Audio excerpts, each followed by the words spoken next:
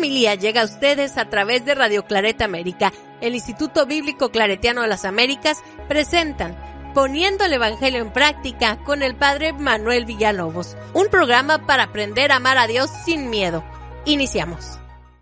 Buenos días, hermanos y hermanas que nos sintonizan a través de Radio Claret América. Mi nombre es Manuel Villalobos Mendoza, encargado de la Pastoral Bíblica Claretiana de los Estados Unidos y Canadá. Qué alegría compartir con ustedes esta palabra. Y este domingo comenzamos nuestro primer domingo de Adviento. Domingo en que la iglesia nos va a invitar a reflexionar, a estar pensando en esta espera de Jesús que toma nuestra historia, que comparte nuestra vida, que se hace frágil, que se hace vulnerable, y toda la creación va a estar a la expectativa de este Dios que se nos regala, Dios que se queda con su comunidad por amor, por compromiso, por solidaridad. Así que, hermanos y hermanas, las lecturas van a ir con esa misma dinámica, y este tiempo de Adviento va a ser el tiempo especial, un tiempo de espera, un tiempo de alegría, un tiempo de estar a la expectativa, ¿verdad? Y yo creo que la espera es algo que nos define como seres humanos. Sin la espera pudiéramos prácticamente, sin el sentido de espera o de esperanza, pudiéramos caer prácticamente en el vacío, ¿verdad? Así que estas lecturas van a ser para el día domingo 28 de noviembre, nuestro primer domingo de Adviento, y está tomada del libro del Evangelio de Lucas, capítulo 21, del verso 25 al 28, y después por allí también se pasa al 34 al 36. En aquel tiempo dijo Jesús a sus discípulos: habrá signos en el sol y la luna y las estrellas, y en la tierra angustia de la gente, enloquecida por el estruendo del mar y el oleaje. Los seres humanos quedarán sin aliento por el miedo y la ansiedad ante lo que se les viene encima en el mundo, pues los astros van a tambalearse. Entonces verán al Hijo del Humano venir en una nube con gran poder y majestad. Cuando empiece a suceder esto, levanten y alcen la cabeza y sepan que la liberación está cerca. Tengan cuidado. No se embote la mente con el vicio, la bebida y los agobios de la vida. Y no se eche encima de repente aquel día, porque será como un lazo sobre todos los habitantes de la tierra. Estén siempre despiertos, pidiendo fuerza para escapar de todo lo que está por venir y mantenerse en paz, y mantenerse en pie, ante el Hijo del Humano. Palabra de Dios. Hermanos y hermanas, hace 2 domingos precisamente estábamos explicando el Evangelio de Marcos, que tiene prácticamente el mismo tema, ¿no? De los grandes acontecimientos que van a surgir en el fin del mundo. Y hace 2 semanas les comenté de que este evangelio pertenece al género apocalíptico, y traté de irles explicando por allí. Algunas personas como que se espantan, ¿verdad? Porque quisieran a lo mejor de verdad creer de que va a venir una destrucción del mundo. Bueno, antes de comenzar este evangelio a tratarlo de alguna manera, a relacionarlo con la homilía, me gustaría más bien hacer una pequeña introducción al Evangelio de Lucas, porque va a ser el Evangelio de Lucas que nos va a ir acompañando durante este periodo del año litúrgico. Y yo creo que van ustedes a notar precisamente este cambio de estilo del Evangelio de Marcos al Evangelio de Lucas. Aparte de que son años que nos separan de una comunidad a otra, su pensamiento es muy diferente. Recuerden que no todas las comunidades pensaban lo mismo. Hay esta gran diversidad. ¿Por qué siempre la gente querrá uniformar a todo mundo? Como que en vez de celebrar la diversidad, en vez de celebrar los diferentes dones, los diferentes carismas, y que todo mundo tiene una idea diferente de Jesús, que eso enriquece nuestra espiritualidad. La gente sataniza, estigmatiza a la persona que es diferente, ¿no? Entonces, la iglesia para este año litúrgico nos propone leer el Evangelio de Lucas. Y este Evangelio de Lucas, o más bien vamos a llamar la obra lucana, está compuesto por el Evangelio de Lucas y por Hechos de los Apóstoles.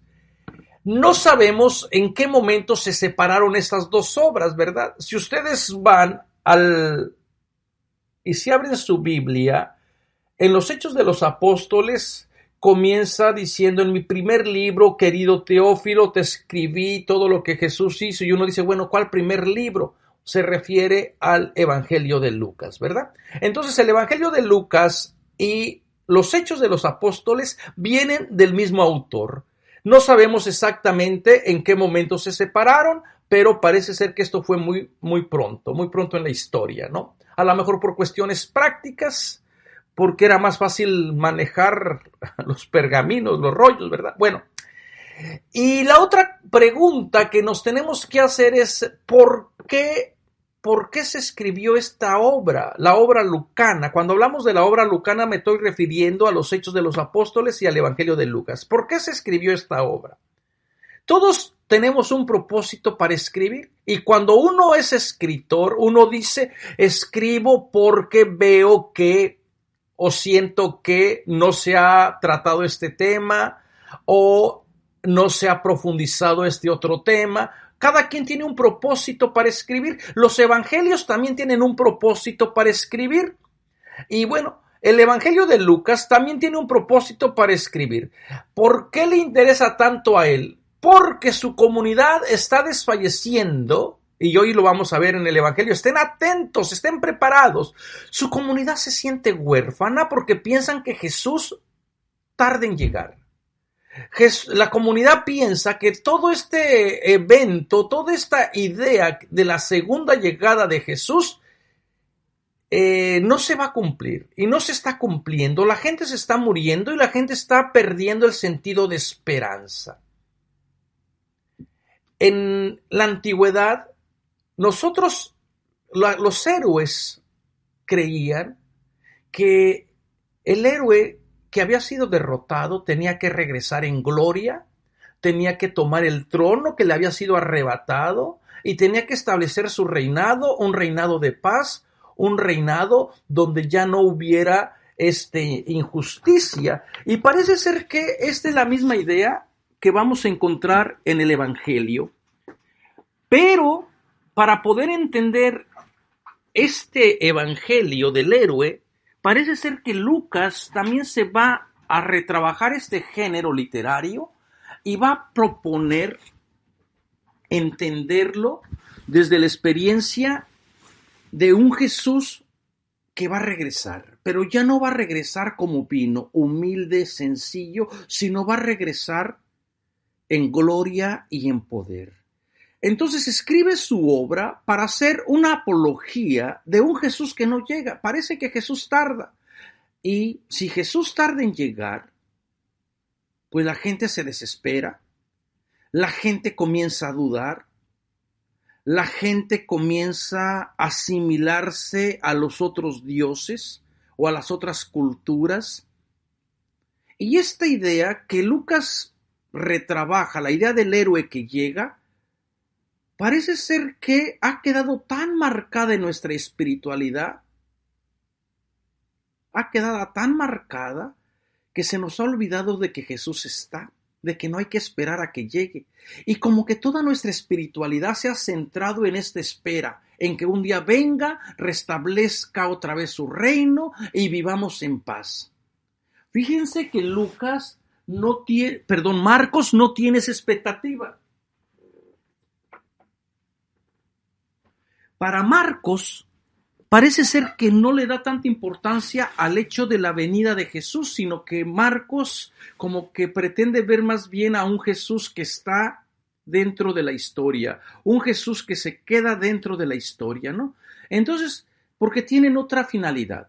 Entonces, esta comunidad de Lucas probablemente están muriendo todos los que conocieron a Jesús.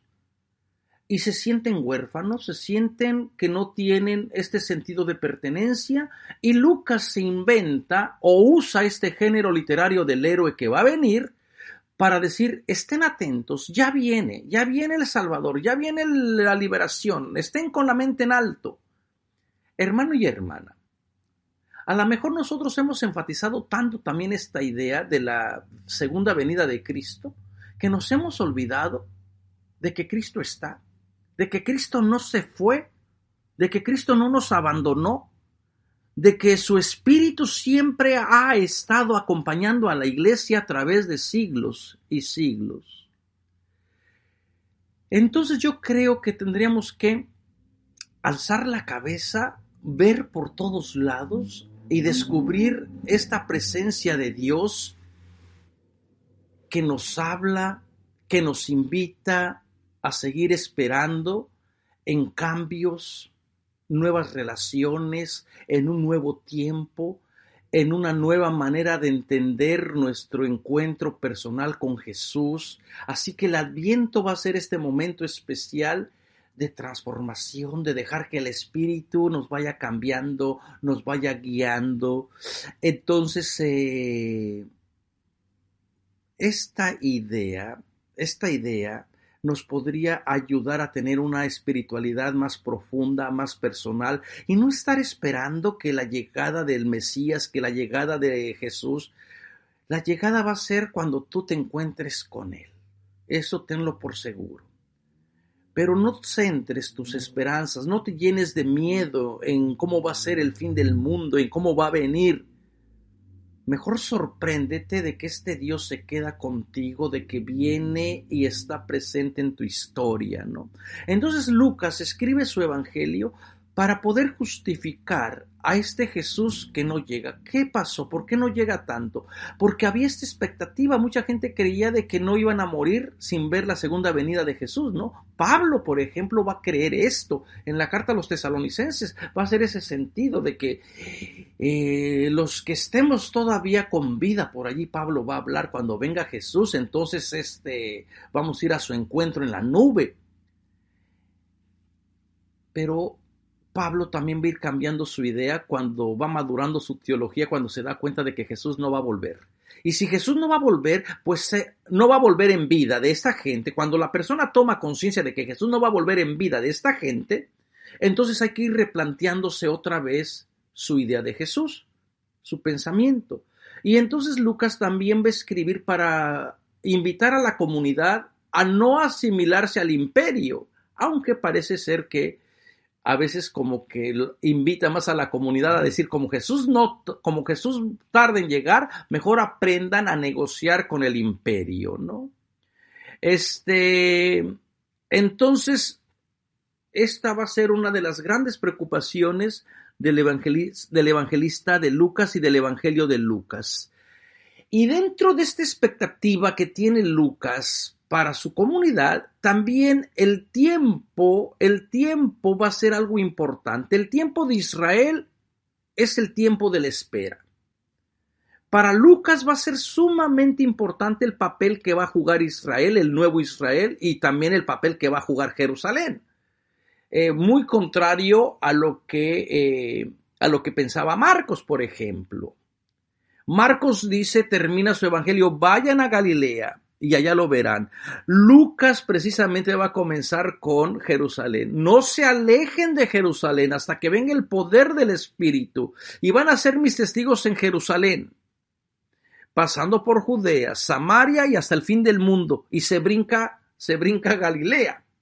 Entonces, los énfasis son muy diferentes.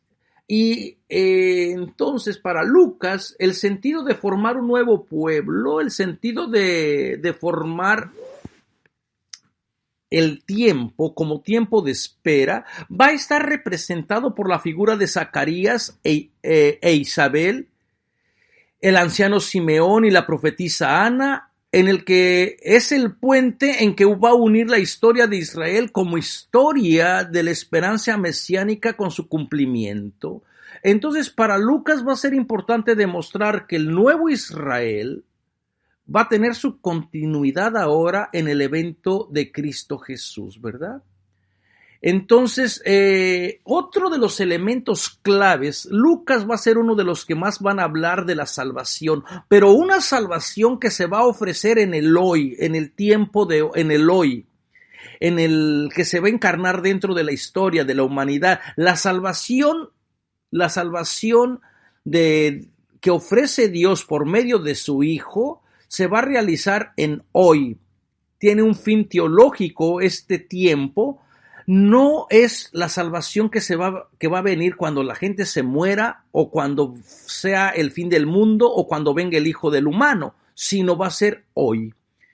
El evangelista califica desde el primer momento el hoy de Jesús como el tiempo de la salvación. Pónganse ustedes a pensar un momentito, si nosotros hiciéramos nuestra esta espiritualidad de decir la salvación se me ofrece hoy, no mañana, no pasado mañana, no ayer, no cuando yo me muera, la salvación que se ofrece es hoy. Y esta salvación tiene un aspecto también económico. Esta salvación que se ofrece hoy va a comenzar en el Evangelio de Lucas, primeramente con el anuncio que los ángeles les dan a los pastores de que hoy ha nacido el Salvador del mundo. Ustedes van a ver esta lectura por ahí reflejada, ¿no? Lucas 2:11. ¿Se acuerdan ustedes que los pastores, aquella gente indeseable, cuando llegue ese texto lo comentaremos de quiénes eran los pastores, porque la gente los ha romantizado? Los pastores no tenían buena reputación, vamos a ver por qué, eran considerados ladrones, y es precisamente la salvación que se ofrece a pecadores, a gente inmoral, a gente que es incapaz de cumplir la ley. Y comienza Lucas y abre su evangelio con el anuncio de Jesús. Todavía ni siquiera Jesús comienza a hablar y ya es motivo de alegría, ya es motivo de salvación. Y le dice los ángeles a los pastores: hoy les ha nacido el Salvador del mundo. Y después, fíjense, termina su evangelio prácticamente como lo comenzó. Antes de Jesús, cuando crucifican a Jesús, se nos informa de que hay dos ladrones, uno a la izquierda y el otro a la derecha. Y solamente Lucas nos informa que uno de ellos comienza pues a reprender a Jesús. El otro comienza a decirle: Señor, acuérdate de mí cuando estás en tu reino. Y Jesús desde la cruz le dice: hoy estarás conmigo en el paraíso. Así que como que abre su evangelio con el hoy que se ofrece, la salvación que se ofrece hoy, y lo cierra con la salvación que se ofrece hoy, en este tiempo, en esta historia, en este momento. Y por allí en el capítulo, no recuerdo si es por el capítulo, en la mitad del evangelio, les mentiría, ahorita no recuerdo el capítulo exacto, pero en el diálogo que tiene con Nicodemo, Jesús va de camino de Galilea a Jerusalén y se encuentra en el camino a Zaqueo, que es un recaudador de impuestos. Zaqueo tiene la intención de conocer a Jesús y entra. Ustedes se acuerdan de este episodio. Jesús entra a la casa, la gente se queda admirada porque está comiendo con un recaudador de impuestos, y luego fíjense que Zaqueo se pone de pie y dice: Señor, si he defraudado, si he robado, se lo pagaré no sé cuántas veces más. Todo se lo distribuiré según lo que he hecho mal. Y una vez que Zaqueo deja de saquear a la gente o se convierte y ya no roba y va a ser una persona justa, Jesús dice: hoy ha entrado la salvación a esta casa. Así que tenemos que la salvación que Lucas ofrece para esta comunidad es hoy una salvación que no solamente es espiritual, sino también una salvación económica. Hoy les ha nacido el Redentor a la mitad del Evangelio, hoy ha llegado la salvación a esta casa, y al final del Evangelio: hoy estarás conmigo en el paraíso. Vean qué bonito, hermanos y hermanas, si nosotros nos apropiáramos de esta teología tan preciosa, de experimentar la salvación en los pequeños acontecimientos de nuestra vida. Entonces, la salvación no sería un misterio de decir: a ver, ¿a dónde me va a tocar? Porque a veces pensamos de que de acuerdo a cómo esté Dios ese día o Jesús ese día en el juzgado, si está de buen humor seguramente que me toque el cielo, pero si está de mal humor seguramente que me va a tocar otro día. No, la salvación se te ofrece hoy y esta salvación tienes tú la oportunidad de agarrarla, de hacerla tuya, de comenzar a decir gracias Señor porque quieres que yo esté contigo. Gracias porque me ofreces posibilidades de tener vida. Gracias porque esta salvación no es un misterio, sino que se va dando en los acontecimientos tan simples como de perdón, de reconciliación, en momentos de una buena conversación, un buen diálogo, ¿verdad? Entonces, como que Lucas va a ir por esa finalidad, ¿no? La salvación que se ofrece como una oportunidad de crecimiento. Y esto va a ser precisamente también el Adviento, presentar la oportunidad, darnos tiempo de meditar, de reflexionar de cómo nos estamos preparando. ¿Cómo estás haciendo tuya, hermano, hermana, esta salvación que se te ofrece? ¿Lo crees? ¿Dudas de ella? Así que en el Adviento vamos a ir metiéndonos al misterio de la espera, pero de una espera activa, ¿verdad? Y también este tiempo especial que Lucas va a proponer va a ser el tiempo de la iglesia. La hora del nacimiento de la iglesia está señalada por el don del Espíritu, que en adelante va a guiar su camino y va a animar su crecimiento en toda la tierra habitada. Por eso es que va a ser una nueva renovación. Las cosas como están no pueden quedarse así, ¿no? Y bueno, también juega un papel importante todo el camino que va a comenzar en el capítulo 9 del Evangelio de Lucas y va a concluir prácticamente hasta en Jerusalén, en los Hechos de los Apóstoles, hasta la misma obra, ¿no? Jerusalén va a jugar un papel importante. Toda la obra, todo el camino se va a mover prácticamente desde el capítulo 9, versículo 5, con el viaje de Jerusalén, va a llegar prácticamente a Jerusalén, donde va a ser la glorificación, bueno, el asesinato del Hijo del Hombre, ¿no? Entonces, tiene un sentido teológico también. Y por eso es que a Lucas le gusta mucho esta idea del camino. Incluso nos dice que así se les conocía a la primera comunidad. Somos del camino. Y esta es una muy buena metáfora, una muy buena imagen. Somos caminantes. Y en el camino te puedes encontrar como Jesús encontró a muchos tipos de personas. En el camino se encontró a Zaqueo, en el camino le fueron siguiendo mujeres, hombres, en el camino se encontró leprosos, desposeídos, personas que están pidiendo herencias. En el camino uno se puede encontrar con una variedad de personas y esto es lo que debe de ser la iglesia, una iglesia de camino, una iglesia que no se estanque, una comunidad que siempre esté en una perpetua salida, porque cuando una comunidad se queda estancada, se queda parada, esa comunidad va a comenzar a morir. Así que hermanos y hermanas, el Adviento también es tiempo de ponernos en camino, y en el camino te puedes encontrar con el peregrino de Maús, y a veces no lo conocemos, que va caminando, que va escuchando nuestras historias, que nos va explicando también su vida a través de las escrituras, ¿verdad?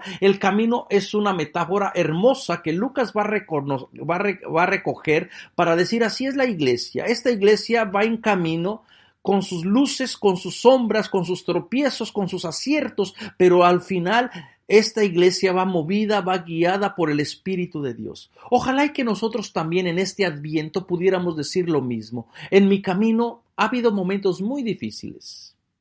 Ha habido momentos de llanto, de dolor.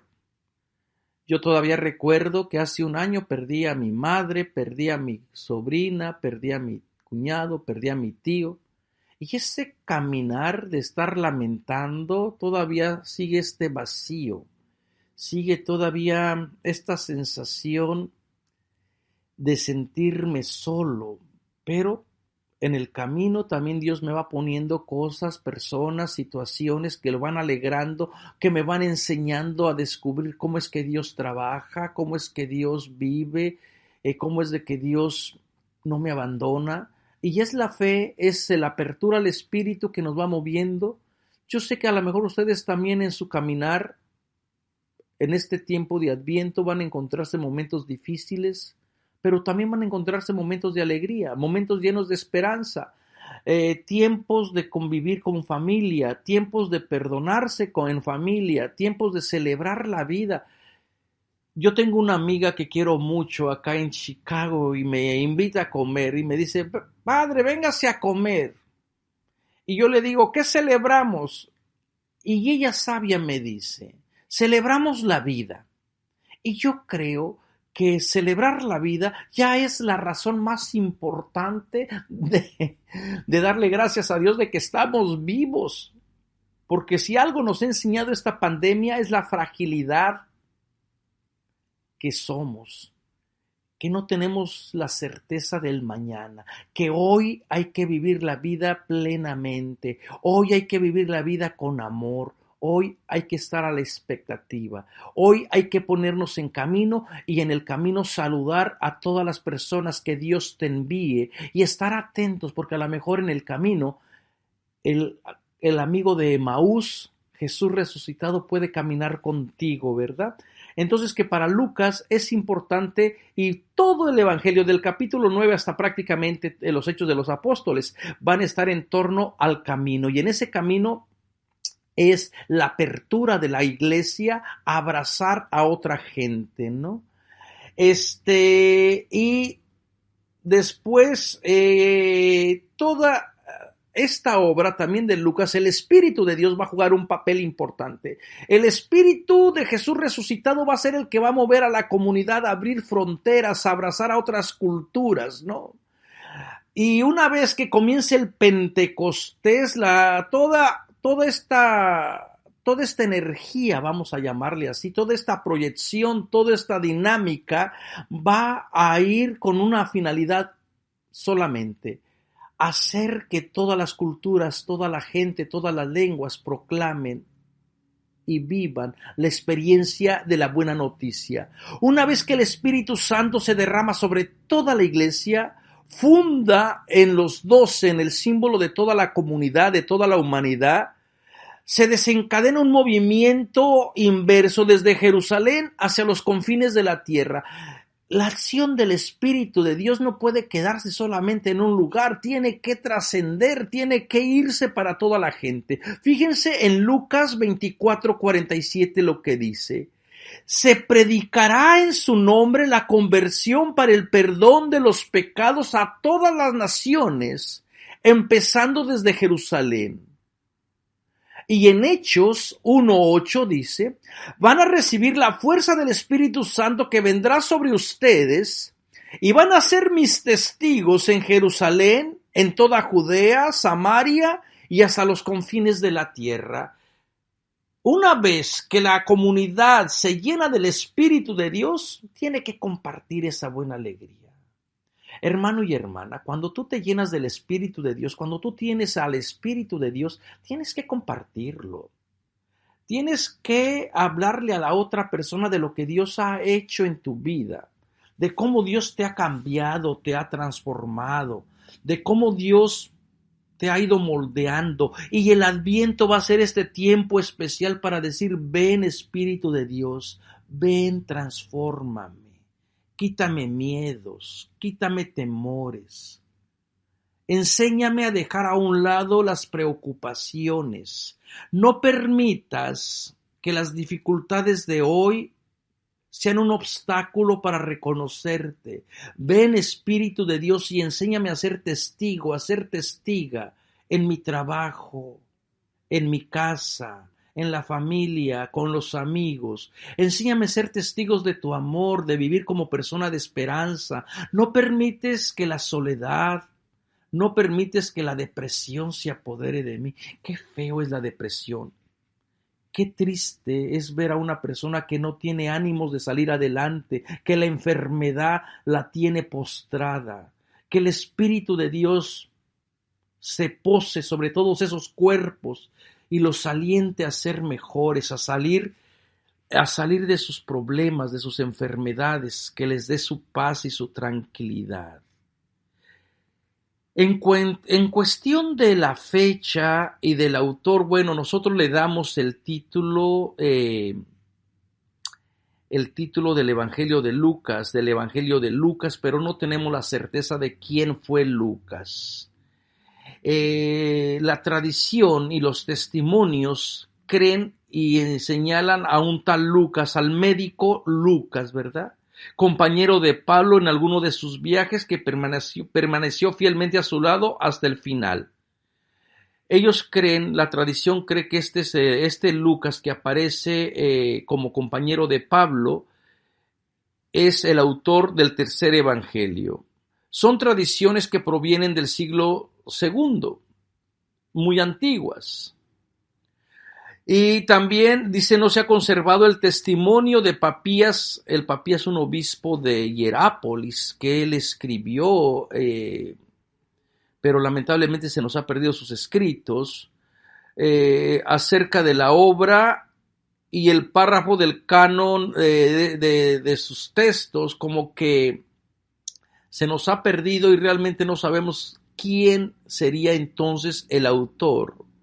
Tenemos entonces un párrafo de este Papías, donde se narra y se dice que el autor fue Lucas. Dice, la tercera recensión evangélica es según Lucas. Lucas era médico de profesión. Después de la ascensión de Cristo, Pablo lo tomó consigo porque era un buen literato. Lucas escribió su narración de oídas y la firmó con su propio nombre. Aunque no había tenido contacto personal con el Señor, empezó su relato por el nacimiento de Juan, según se lo permitían sus propias investigaciones. Esto es lo que nos dice este documento del obispo de Papías de Hierápolis. Hierápolis se encuentra en Turquía, una parte preciosa. Si ustedes algún día tienen la oportunidad de visitar, visiten. Por cierto, estoy organizando un viaje a Egipto y a Jordania para estudiar el Antiguo Testamento, para estudiar toda la historia del Éxodo. ¿Existió realmente el Éxodo? ¿Hay información verídica realmente de que un grupo de israelitas fueron esclavizados en Egipto? Bueno, si a ustedes les gustaría saber, hagan sus ahorros y vámonos a darle gracias a Dios de que podemos viajar. Vámonos para el 2022 a Egipto y a Jordania, estas ciudades increíbles donde se desarrollaron todas las historias del cristianismo, del pueblo en el exilio, con la tierra perdida, con la tierra de la esclavitud, la tierra de las cebollas, la tierra de las lágrimas. También se convirtió en tierra fértil, en tierra que emanaba miel y leche. Bueno, así que vamos a estudiar toda esa parte. Las personas que estén interesadas pueden visitar nuestro canal de www.ibicla.org y nos vamos a Egipto y a Jordania a estudiar Sagradas Escrituras en los lugares donde acontecieron aquellos eventos, ¿no? Entonces, esto es lo que nos dice Papías, volviendo a nuestro texto de Papías, esto es lo que nos dice acerca del autor. También tenemos un testimonio muy antiguo de San Irineo, que dice San Irineo: Lucas, compañero de Pablo, escribió en el libro el Evangelio como Pablo lo predicaba. Eso lo dice San Irineo, ¿verdad? Y también nos dice, Lucas nació en Antioquía de Siria, fue médico de profesión, discípulo de los apóstoles y más tarde compañero de Pablo hasta que sufrió el martirio.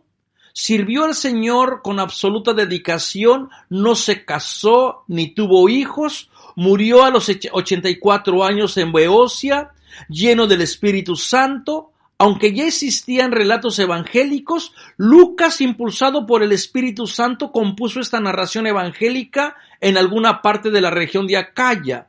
Era necesario escribir para los convertidos del paganismo un relato exacto de la nueva disposición salvífica para prevenir posiblemente desviaciones provenientes de la falsedad inventada por el judaísmo o posibles engaños creados por la absurda fantasía de los herejes que llevarían a una corrupción la verdad auténtica.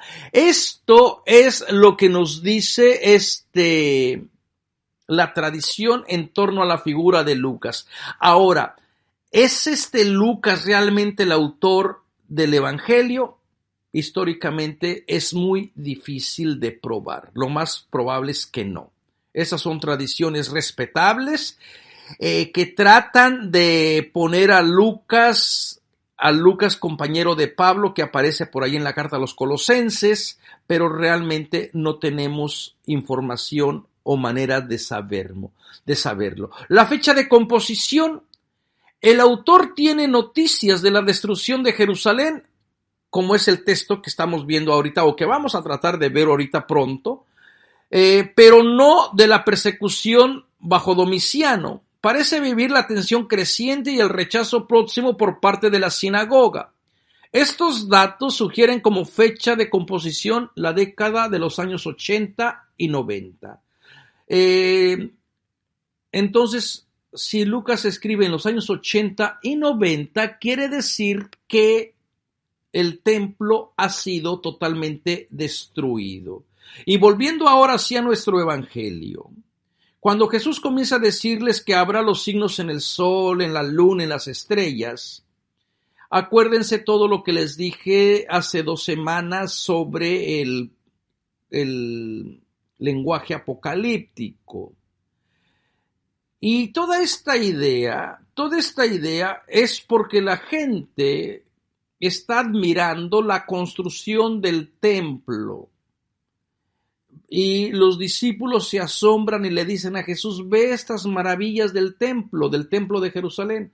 Y Lucas dice: cuando vean a Jerusalén sitiada y cuando vean que ya son las grandes tribulaciones de la angustia, todo eso ya ha pasado. Lo que está haciendo Lucas es solamente recordar cómo fue la conquista de Jerusalén. El templo se destruyó en el año 70, justamente como Lucas describe que estaba toda Jerusalén sitiada. Así lo sabemos por Flavio Josefo. La última resistencia en caer bajo el Imperio Romano fue la fortaleza de Masada. La fortaleza de Masada, que está a un lado del Mar Muerto, a unos cuantos kilómetros de Jerusalén, que era la fortaleza de Herodes, y tuvo la genialidad o el acierto de hacer esta fortaleza en una montaña difícil, en un picacho rocoso. ¿Y qué fue lo que hizo? Bueno, se inventó toda una cisterna. Recuerden que Herodes el Grande fue increíble con toda la arquitectura. Embelleció realmente al pueblo de Israel del siglo I. Y los romanos, como no podían acceder a la fortaleza de Masada, ¿qué fue lo que hicieron? Sitiaron todo. Todavía hasta el día de hoy se pueden ver dónde estaban los romanos esperando a que el pueblo se muriera, porque les cortaron todas las vías de comunicación y no podían tener, pues, abastecimiento por toda la edad. Al pueblo romano no le importaba, no tenían prisa realmente en conquistar, ya tenían todo lo que les importaba. Y este pequeño grupo que se refugió en Masada, después supimos que todo ese grupo se suicidó. Prefirieron suicidarse a vivir en la esclavitud, ¿no? Aunque todavía tenían provisiones de agua y de alimentos por más de 6 años, por 6 meses. Entonces el pueblo de Israel hasta el día de hoy toma ese lugar de Masada como símbolo de nacionalismo, de decir, preferimos vivir en libertad, sacrificamos nuestra vida a vivir en esclavitud, a someternos al pueblo romano. Entonces, cuando Lucas está describiendo de que va a ser el día del Señor, el terrible día del Señor, y que Jerusalén va a estar sitiada, está haciendo una referencia de lo que ya conoce. Acuérdense que el autor, el evangelista, es buen historiador y pretende hacer una historia tal y como sucedieron las cosas. Y él mismo lo va a decir en la introducción al Evangelio de Lucas, ¿no? Que va a decir, yo también, después de haber investigado, después de haber visto e interrogado, he decidido contar la historia, tal y como sucedió. Bueno, Así que este va a ser el sentido de Lucas, ¿no? Hermanos y hermanas, a lo mejor a ustedes todavía les puede estar dando miedo que el fin del mundo, que esto y que el otro. Yo les decía, Dios no va a destruir el fin del mundo. Dios sería un Dios terrible que ha creado algo para después destruirlo. Este lenguaje hay que entenderse dentro del contexto del género apocalíptico, y como es casi idéntico, yo los remito a que escuchen una vez más la homilía de hace 2 semanas, donde la titulé Dios no va a destruir el mundo. Creo que ese fue el título que le di, para que ustedes vean que este Dios no lo va a condenar. Está utilizando Lucas esta imagen, y luego va a aparecer con la imagen del día del Señor, donde las ciudades van a ser sitiadas. Esa era parte del lenguaje apocalíptico. El pasaje de este día sigue inmediatamente a la descripción del asedio de Jerusalén, del capítulo 20 al 24. Todo sucede como si se tratara de una catástrofe cósmica que trastorne incluso a los astros y sume a las personas prácticamente en la negatividad. Era un procedimiento clásico de la apocalíptica judía describir la ruina de una ciudad como el día de Yahvé, que llevaba consigo catástrofes de orden cósmico. Ustedes lo pueden ver en Isaías capítulo 24, 10-23. Por ejemplo, fíjense lo que dice Isaías. Se esperaba que la ciudad terminara. Dice, la ciudad está arruinada y desolada.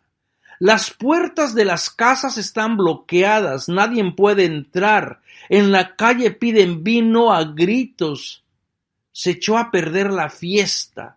La alegría desapareció de la tierra. La ciudad quedó en ruinas. La puerta está hecha pedazos, porque así sucederá en medio de la tierra y entre las naciones. Como cuando se cosecha a golpe un olivo, cuando se rebuscan las uvas una vez terminada la cosecha. Ellos levantan sus voces, cantan de alegría por la grandeza del Señor, griten desde el occidente, alégrense en el oriente, gloria al Señor. Vean cómo Isaías refleja la destrucción de la ciudad para que pueda reinar el día de Yahvé. Entonces, estos pronunciamientos de las señales que van a suceder están de acuerdo a lo que se llama el género literario, donde todo vuelve al caos, donde todo vuelve otra vez al vacío, a la desolación. Eso también lo podemos ver en el libro del profeta Jeremías, en el capítulo 20, versículo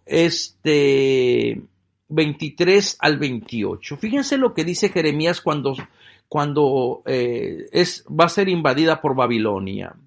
Dice, miré a la tierra caos y vacío, al cielo ausencia de luz. Miré a los montes, temblaban, todas las colinas se estremecían. Miré y no había ni un ser humano. Habían volado hasta los pájaros. Miré y el vergel era un desierto. Los pueblos estaban arrasados por la ira ardiente del Señor. Pues así ha dicho el Señor, devastado quedará el país, pero no provocaré su fin. Por ello el país hará duelo, arriba el cielo se oscurecerá. Lo dije y no me arrepiento, lo he pensado y no me desdigo. Así que, hermanos y hermanas, esta idea del fin del mundo es el género literario que se esperaba para dar paso a una nueva comunidad, a un nuevo tiempo, a un nuevo momento, a una nueva relación. Y yo creo que este tiempo de Adviento es el tiempo propicio para acercarnos otra vez al Hijo del Humano que va a darnos esperanza. Y vean cómo Lucas trae su tema favorito. Cuando empiecen a suceder estas cosas, levanten y alcen la cabeza que se acerca la liberación. Ustedes que viven oprimidos, alégrense. Entonces estos signos de muerte van a ser para la gente que vive sin Dios, para la gente que se cree Dios, para la gente que está acostumbrada a mandar, para la gente que está acostumbrada a disponer de las otras personas como si fuéramos esclavos. Pero para la gente que es fiel a Dios, que sigue a Dios, que discierne dónde está Dios, este día va a ser un día de alegría, va a ser un día de liberación total. Entonces, en vez de espantarnos, yo quisiera que se vieran estos acontecimientos, que sé que no se van a dar, para poder experimentar, decir, Señor, qué bueno, la justicia triunfará sobre la injusticia, la verdad sobre la mentira. Todo volverá otra vez a renacer. ¿Cuándo va a ser esto? Cuando la persona comience a salir de la opresión, cuando la persona le dé una oportunidad más a la paz. Y por lo tanto tenemos que tener ciertas actitudes de no dejarnos arrollar por vicios, y ahí se enumeran esta lista de vicios, bebidas, y por las preocupaciones de la vida. Que no te preocupes sobre el fin del mundo. La gente vive aterrada por el fin del mundo. No te preocupes por el fin del mundo. No pierdas tu paz. Este momento es tiempo de salvación. Levanta la cabeza. Vive tu paz. Vive el momento. Celebra la vida a su plenitud. Y te vas a dar cuenta que la vida es bella. Que es cierto que hay muchos símbolos de muerte, pero al final triunfa el amor, triunfan las personas que buscamos vivir en justicia. Estemos siempre despiertos, pidiendo fuerzas para que el Señor nos mantenga firmes y no demos nuestro corazón a otros falsos dioses. Muchas gracias, hermanos y hermanas, por escucharme. Gracias también por tomar el curso que estamos promocionando, el curso sobre la infancia narrativa. Si ustedes todavía quieren hacer parte de este grupo, de este curso, visiten www.ibicla.org, inscríbanse al curso sobre la infancia narrativa y van a aprender más a un Dios grande, que se hace pequeño, que se humaniza, que se hace frágil, que se hace vulnerable, y hoy, en este día, se te ofrece también al Salvador del mundo. Acéptalo en tu corazón, cuídalo, protégelo y haz la vida, vive tu vida de acuerdo a lo que tu Salvador quiere. Que tengan un feliz inicio de Adviento y aquí estaremos escuchándonos por este medio. Gracias y recuerden que soy Manuel Villalobos Mendoza y misionero claretiano, y siempre es una gran alegría compartir con ustedes. Los invitamos a escuchar más programas de crecimiento espiritual y emocional en radioclaretaamerica.com y a seguir en YouTube a la Escuela Bíblica Claretiana de las Américas. Visite ibicla.org.